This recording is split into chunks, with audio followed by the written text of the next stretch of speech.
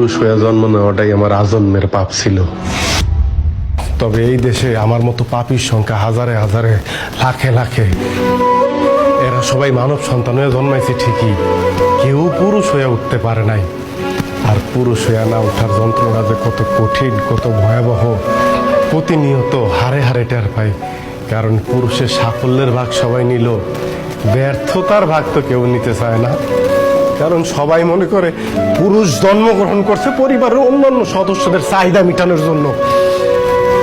অনেকে ভুলেই যায় পুরুষ নামক মানুষটার মধ্যেও একটা মন আছে, একটা হৃদয় আছে, হৃৎপিণ্ড নামক একটা বস্তু আছে। প্রিয়জনের কথার আঘাতে সেই হৃৎপিণ্ডটা না কাইপা ওঠে। ভুলা যাইবই না কেন কম, কারণ পুরুষ তো কখনো কারো প্রিয়জন হয়ে উঠতে পারে না। সব সময় পুরুষ প্রয়োজনই কাজে লাগে। জানো সোনিয়া, পুরুষ মানুষ সবসময় চোখ দিয়ে কান্না করে না, মুখ দিয়েও আর্তনাদ করে না। পুরুষের মন কান্দে, হৃদয় আর্তনাদ করে। পুরুষ আবার সেই আর্তনাদ বুকের মধ্যেই চাপ দিয়ে ধরে রাখে, যাতে প্রিয়জনরা না শুনতে পারে। যদি কষ্ট পায়